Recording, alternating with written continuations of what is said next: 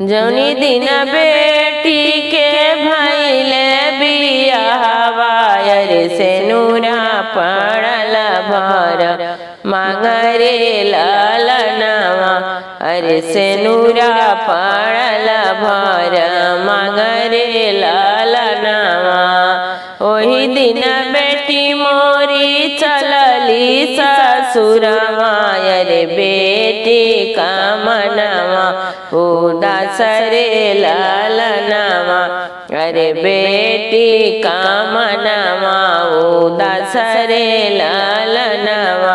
अरे अखिया से बहे लागे पानी रे लालनवा अरे अखिया से बहे लागे पानी रे लालनवा। सभवा में बैठला बाबा मोरे रोवे अरे आमा मड़उआ के बिचरे लालनवा अरे आमा मड़उआ के बिचरे लालनवा। दुआरे जे बैठला भैया मोरा रोवे अरे भाभी आंगनवा के बिचरे लालनवा अरे भाभी आंगनवा के बिचरे लालनवा।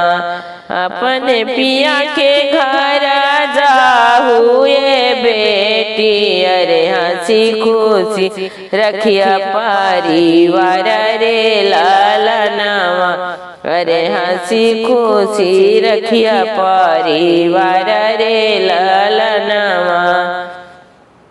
रोवेले चाचा अरे रोवेली चाची अरे रोवेली बहिनी तोहर रे लालनवा अरे रोवेली बहिनी तोहर रे लालनवा।